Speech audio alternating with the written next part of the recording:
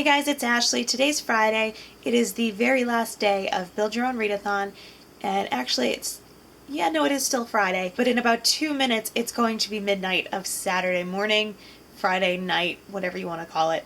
I just got home from work and I'm exhausted. This week has just been insane at work, and so I just don't have the mental creativity power to pull off the character interview tonight, so I apologize. I owe you guys a fictional character interview video. I will get to it eventually, but not for tonight. So because it is the last day of BYORAT, I did want to still make a video, but I'm also way behind in reading, so I wanted to read a little bit, so I decided a good compromise would be to read to you. So I'm going to read you the current chapter that I'm on in 1984. So if you haven't read 1984, then this video is not for you, but I will link all of the other BYORAT videos down below, and I'll put the playlist right here so you can just click on over right now and watch the other ones that don't have any spoilers. If you have read 1984 and you want to hang around and listen to me read Chapter 7, then by all means stay around and listen. So let's finish up this last day of Build Your Own Readathon with some 1984. If there is hope, wrote Winston, it lies in the proles. If there was hope, it must lie in the proles, because only there, in those swarming, disregarded masses, 85% of the population of Oceania. Oceania? I don't know how to say that. I'm going to say Oceania. Could the force to destroy the party ever be generated? The party could not be overthrown from within. Its enemies, if it had any enemies, had no way of coming together or even of identifying one another. Even if the legendary Brotherhood existed, as just possibly it might, it was inconceivable that its members could ever assemble in larger numbers than 2s or 3s. Rebellion meant a look in the eyes, an inflection of the voice, at the most an occasional whispered word. But the proles, if only they could somehow become conscious of their own strength, would have no need to conspire. They needed only to rise up and shake themselves like a horse shaking off flies. If they chose, they could blow the party to pieces tomorrow morning. Surely, sooner or later, it must occur to them to do so. And yet...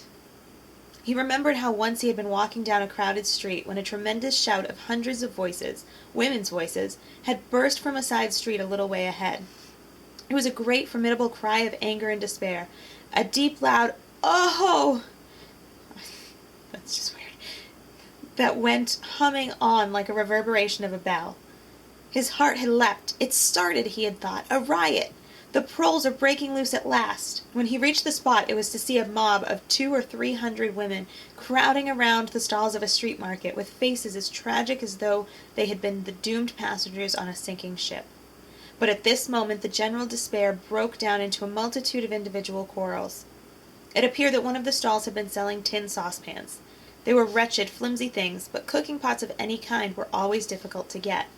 Now the supply had unexpectedly given out.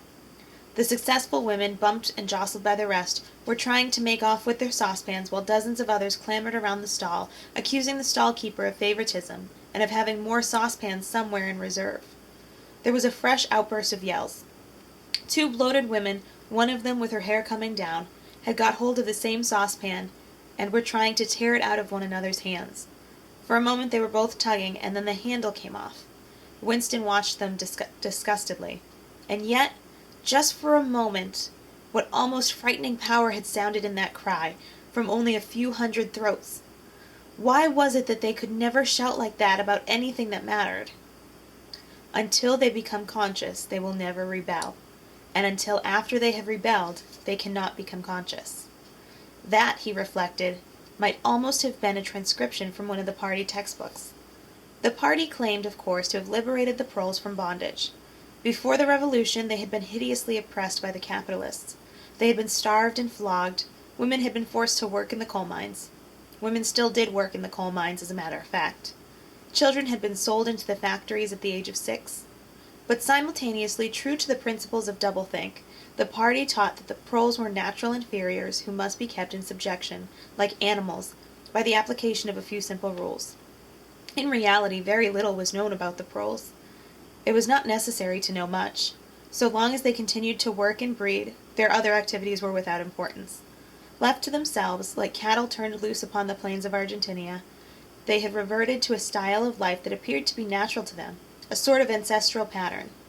They were born, they grew up in the gutters, they went to work at 12, they passed through a brief blossoming period of beauty and sexual desire, they married at 20, they were middle-aged at 30, they died, for the most part, at 60. Heavy physical work, the care of home and children, petty quarrels with neighbors, films, football, beer, and above all, gambling, filled up the horizons of their minds. To keep them in control was not difficult. A few agents of the thought police moved always among them, spreading false rumors and marking down and eliminating the few individuals who were judged capable of becoming dangerous. But no attempt was made to indoctrinate them with the ideology of the party. It was not desirable that the proles should have strong political feelings. All that was required of them was a primitive patriotism which could be applied to whenever it was necessary to make them accept longer working hours or shorter rations. And even when they became discontented, as they sometimes did, their discontent led to nowhere, because being without general ideas, they could only focus on petty, specific grievances. The larger evils invariably escaped their notice. The great majority of proles did not have telescreens in their homes. Even the civil police interfered with them very little. There was a vast amount of criminality in London, a whole world within a world of thieves, bandits, prostitutes, drug peddlers, and racketeers of every description. But since it all happened among the proles themselves, it was of no importance. In all questions of morals, they were allowed to follow their ancestral code. The sexual puritanism of the party was not imposed upon them. Promiscuity went unpunished. Divorce was permitted. For that matter, even religious worship would have been permitted if the proles had shown any sign of needing or wanting it. They were beneath suspicion. As the party slogan put it, proles and animals are free. Winston reached down and cautiously scratched his varicose ulcer. It had begun itching again. The thing you invariably come back to was the impossibility of knowing what life before the Revolution had really been like. He took out of the drawer a copy of a children's history textbook, which he had borrowed from Mrs. Parsons, and began copying a passage into the diary. In the old days, it ran, before the glorious Revolution, London was not the beautiful city that we know today. It was a dark, dirty, miserable place where hardly anybody had enough to eat, and where hundreds and thousands of poor people had no boots on their feet, and not even a roof to sleep under. Children no older than you had to work 12 hours a day for cruel masters, who flogged them with whips if they worked too slowly, and fed them on nothing but stale bread crusts and water. But in among all this terrible poverty, there were just a few great big beautiful houses that were lived in by rich men who had as many as 30 servants to look after them. These rich men were called capitalists. They were fat, ugly men with wicked faces, like the one in the picture on the opposite page. You can see that he is dressed in a long black coat, which was called a frock coat, and a queer shiny hat, shaped like a stovepipe, which was called a top hat. This was the uniform of the capitalists, and no one else was allowed to wear it. The capitalists owned everything in the world, and everyone else was their slave. They owned all the land, all the houses, all the factories, and all the money. If anyone disobeyed them, they could throw them into prison, or they could take his job away and starve him to death. When any ordinary person spoke to a capitalist, he had to cringe and bow to him, and take off his cap and address him as Sir. The chief of all the capitalists was called the king, but he knew the rest in the catalogue. There would be mention of the bishops in their lawn sleeves, the judges in their ermine robes, the pillory, the stocks, the treadmill, the cat-o'-nine-tails, the Lord Mayor's banquet, and the practice of kissing the Pope's toe. There were also something called the jus primae noctis, which would probably not be mentioned in a textbook for children. It was the law by which every capitalist had the right to sleep with any woman working in one of his factories. How could you tell how much of it was lies? It might be true that the average human being was better off now than he had been before the Revolution. The only evidence to the contrary was the mute protest in your own bones, the instinctive feeling that the conditions you lived in were intolerable, and that at some other time they must have been different. It struck him that the truly characteristic thing about modern life was not its cruelty and insecurity, but simply its bareness, its dinginess, its listlessness. Life, if you looked about you, bore no resemblance not even to the lies that streamed out of the telescreens, but even to the ideals that the party was trying to achieve. Great areas of it, even for a party member, were neutral and non-political, a matter of slogging through dreary jobs, fighting for a place in the tube, darning a worn-out sock, catching a saccharin tablet, saving a cigarette end. The ideal set up by the party was something huge, terrible, and glittering. A world of steel and concrete, of monstrous machines and terrifying weapons. A nation of warriors and fanatics, marching forward in perfect unity, all thinking the same thoughts and shouting the same slogans, perpetually working, fighting, triumphing, persecuting. 300 million people, all with the same face. The reality was decaying, dingy cities, where underfed people shuffled to and fro in leaky shoes, in patched-up 19th century houses that smelt always of cabbage and bad lavatories. He seemed to see a vision of London, vast and ruinous, city of a million dustbins, and mixed up with it was a picture of Mrs. Parsons, a woman with lined face and wispy hair, fiddling helplessly with a blocked waste-pipe. He reached down and scratched his ankle again. Day and night the telescreens bruised your ears with statistics proving that people today had more food, more clothes, better houses, better recreations, that they lived longer, worked shorter hours, were bigger, healthier, stronger, happier, more intelligent, better educated than the people of 50 years ago. Not a word of it could be proved or disproved. The party claimed, for example, that today 40% of adult proles were literate. Before the revolution, it said, the number had only been 15%. The party claimed that the infant mortality rate was now only 160 per thousand, whereas before the revolution it had been 300, and so it went on. It was like a single equation with two unknowns. It might very well be that literally every word in the history books, even the things that one accepted without question, was pure fantasy. For all he knew, there might never have been such a law as the jus primae noctis, or any such creature as a capitalist, or any such garment as a top hat. Everything faded into mist. The past was erased, and erasure was forgotten, and the lie became truth. Just once in his life he had possessed, after the event, that was what counted, concrete, unmistakable evidence of an act of falsification. He had held it in his fingers for as long as 30 seconds. In 1973, it must have been, at any rate. It was about the time when he and Catherine had parted. But the really relevant date was 7 or 8 years earlier.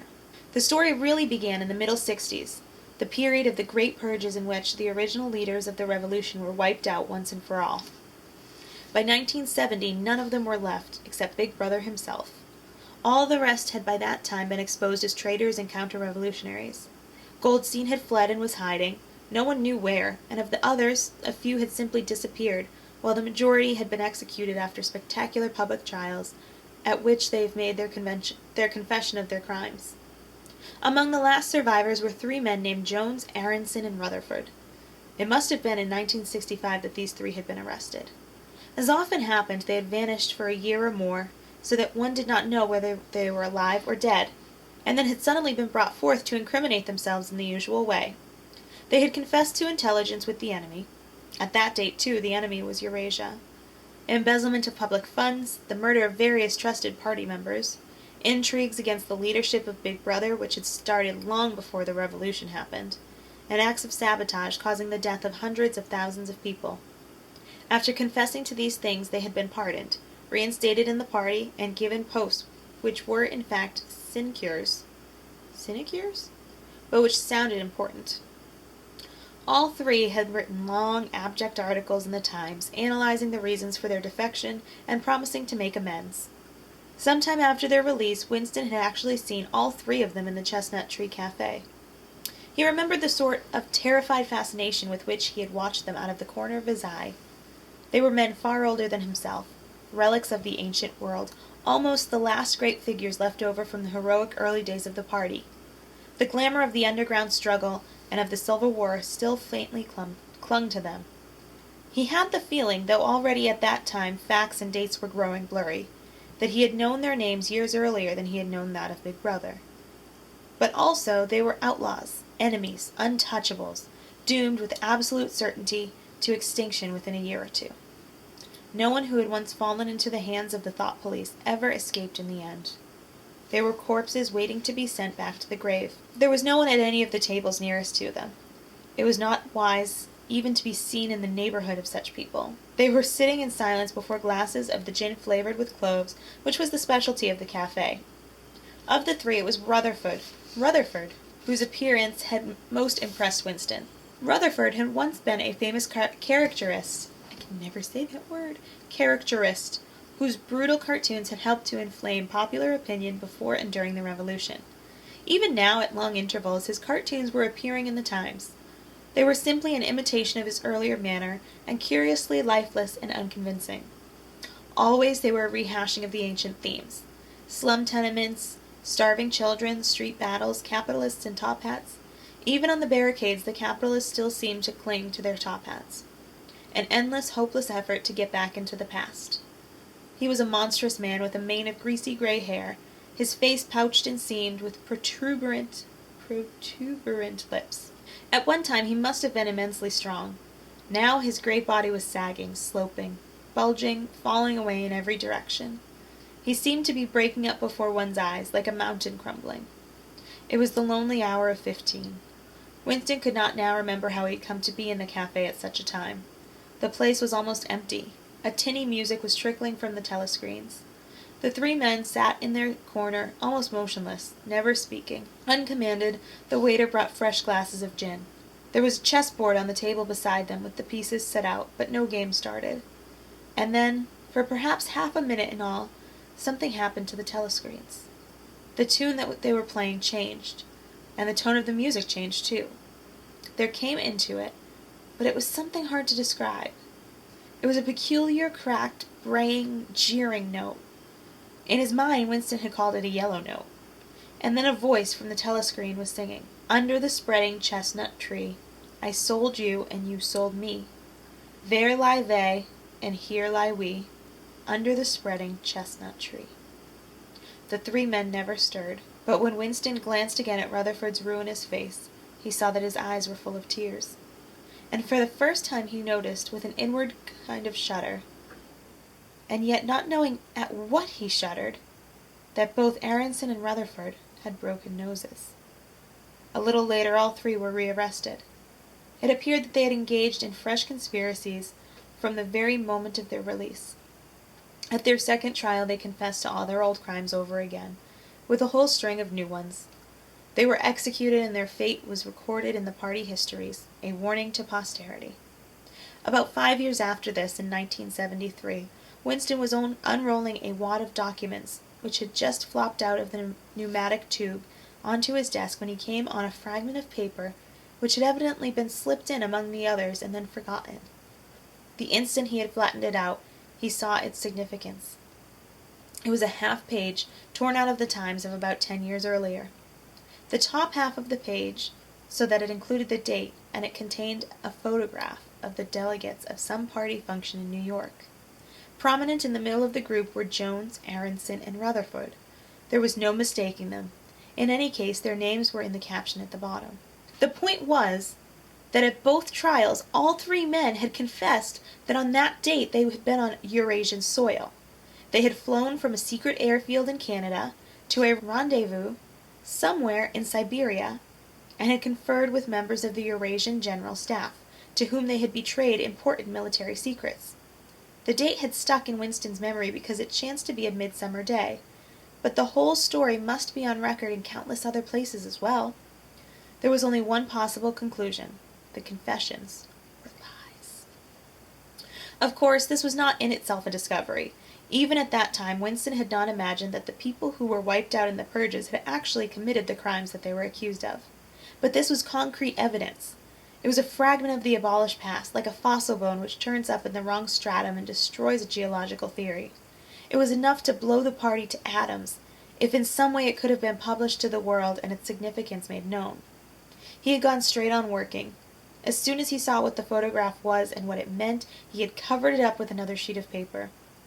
Luckily, when he unrolled it, it had been upside down from the point of view of the telescreen. He took his scribbling pad on his knee and pushed back his chair so as to get as far away from the telescreen as possible. To keep your face expressionless was not difficult, and even your breathing could be controlled with an effort. But you could not control the beating of your heart, and the telescreen was quite delicate enough to pick it up. He let what he judged to be 10 minutes go by, tormented all the while by the fear that some accident, a sudden drought blowing across his desk for instance, would betray him. Then, without uncovering it again, he dropped the photograph into the memory hole, along with some other waste papers. Within another minute, perhaps, it would have been crumbled to ashes. That was 10, 11 years ago. Today, probably, he would have kept that photograph. It was curious that the fact of having held it in his fingers seemed to him to make a difference even now, when the photograph itself, as well as the event it recorded, was only a memory. Was the party's hold upon the past less strong, he wondered, because a piece of evidence which existed no longer had once existed? But today, supposing that it could somehow be resurrected from the ashes, the photograph might not even be evidence. Already at the time when he made the discovery, Oceania was no longer at war with Eurasia, and it must have been to the agents of Eurasia that the 3 dead men had betrayed their country. Since then, there had been other changes. 2, 3, he could not remember how many. Very likely the confessions had been rewritten and rewritten until the original facts and dates no longer held the smallest significance. The past not only changed, but changed continuously. What most afflicted him with the sense of nightmare was that he had never clearly understood why the huge imposture was undertaken. The immediate advantages of falsifying the past were obvious, but the ultimate motive was mysterious. He took up his pen again and wrote, "I understand how. I do not understand why." He wondered, as he had many times wondered before, whether he himself was a lunatic. Perhaps a lunatic was simply a minority of one. At one time it had been a sign of madness to believe that the earth goes round the sun. Today, to believe that the past is unalterable. He might be alone in holding that belief, and if alone, then a lunatic. But the thought of being a lunatic did not greatly trouble him. The horror was that he might also be wrong. He picked up the children's history book and looked at the portrait of Big Brother which formed its frontispiece. The hypnotic eyes gazed into his own. It was as though some huge force was pressing down upon you, something that penetrated inside your skull, battering against your brain, frightening you out of your beliefs, persuading you almost to deny the evidence of your senses. In the end, the party would announce that 2 and 2 made 5, and you would have to believe it. It was inevitable that they should make their claim sooner or later. The logic of their position demanded it. Not merely the validity of experience, but the very existence of external reality was tacitly denied by their philosophy. The heresy of heresies was common sense. And what was terrifying was not that they could kill you for thinking otherwise, but that they might be right. For, after all, how do we know that 2 and 2 make 4? Or that the force of gravity works, or that the past is unchangeable? If both the past and the external world exist only in the mind, and if the mind itself is controllable, what then? But no, his courage seemed suddenly to stiffen of its own accord. The face of O'Brien, not called up by any obvious association, had floated into his mind. He knew, with more certainty than before, that O'Brien was on his side. He was writing the diary for O'Brien, to O'Brien. It was like an interminable letter, which no one would ever read, but which was addressed to a particular person and took its color from that fact. The party told you to reject the evidence of your eyes and ears. It was their final, most essential command. His heart sank as he thought of the enormous power arrayed against him, the ease with which any party intellectual would overthrow him in debate, the subtle arguments which he would not be able to understand, much less answer. And yet he was in the right. They were wrong and he was right. The obvious, the silly, and the true had got to be defended. Truisms are true, hold on to that. The solid world exists, its laws do not change. Stones are hard, water is wet, objects unsupported fall towards the earth's center. With the feeling that he was speaking to O'Brien, and also that he was setting forth an important axiom, he wrote, "Freedom is the freedom to say that 2 plus 2 make 4. If that is granted, all else follows." End of Chapter 7. If you've stuck around this long, thank you for watching. I hope you've enjoyed this video. I hope you liked hearing me read. If you did, let me know. Maybe we'll do more reading videos. Anyways, I hope you've enjoyed this video. I hope you've enjoyed following along for Build Your Own Readathon. Tomorrow I will post my wrap-up. I hope you have a great night. I am going to bed.